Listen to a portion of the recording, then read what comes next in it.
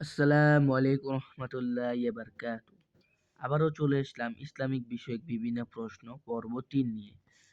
তো এখানে আমি কিছু কথা বলে দিই যে এখন থেকে আমি যে প্রশ্নগুলো করব সেগুলোর ভিতরে কিছু শব্দ থাকে, সব শব্দগুলোর মানে আপনারা নাও বুঝতে পারেন বা অনেকে বুঝেন কিন্তু অনেকে নাও বুঝতে পারেন, সেগুলো আমি একটু ব্যাখ্যা করে দেওয়ার চেষ্টা করব।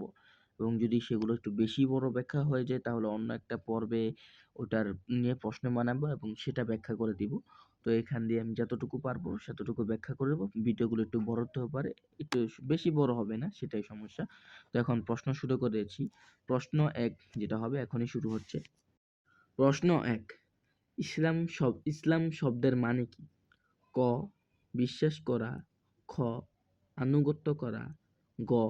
দাসত্ব করা, ঘ. মেনে চলা। এর সঠিক উত্তর হচ্ছে খ.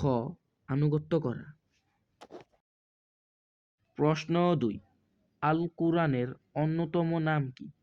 ক. আজ জিকর, খ.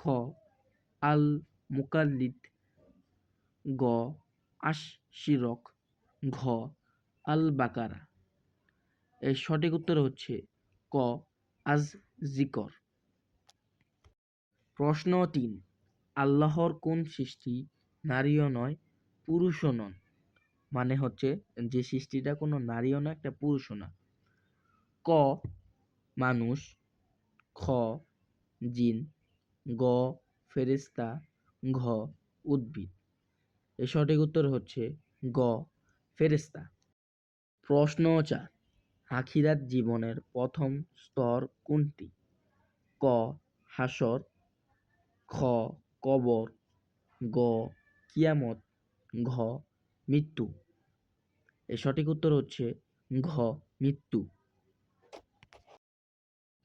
প্রশ্ন ৫, যিনি আল্লাহ ও তার রাসূল সাল্লাল্লাহু আলাইহি সাল্লামের আনুগত্য করেন তাকে কি বলে? ক. ঈমানদার, খ. মুমিন, গ. মুসলিম, ঘ. মুত্তাকি। অর্থাৎ যে ব্যক্তি আল্লাহ ও তার রাসূলের কথা মেনে চলে। এর সঠিক উত্তর হচ্ছে গিয়ে গ. মুসলিম। প্রশ্ন ৬, আল মজিদ শব্দের মানে কি? ক. নিরাময়, খ. সুদোপয়, গ. সম্মানিত, ঘ. উপদেশ। এর সঠিক উত্তর হচ্ছে গ. সম্মানিত। প্রশ্ন ৭, মুনাফিকরা চিরকাল জাহান্নামের আগুনে জ্বলবে কেন? ক. তাওহীদে অবিশ্বাসী, খ. গায়ে পড়া ঝগড়াকারী অর্থাৎ যারা শুধু শুধু ঝগড়া করতে আসে, গ. মিথ্যাবাদী, ঘ. খিয়ানতকারী অর্থাৎ যারা আমানত রক্ষা করে না বা তা খিয়ানত করে তাকে বলে খিয়ানতকারী। এর সঠিক উত্তর হচ্ছে গ. মিথ্যাবাদী। প্রশ্ন ৮, মক্কি ও মাদানী সূরা কয়টি? অর্থাৎ কুরআন শরীফে যে সূরাগুলো আছে সেগুলোর ভিতরে মক্কি সূরা এবং মাদানী সূরা কয়টি? ক. ৮৬ ও ২৮টি, খ. ৮৪টি ও ৩০টি, গ. ৮৮টি ও ২৬টি, ঘ.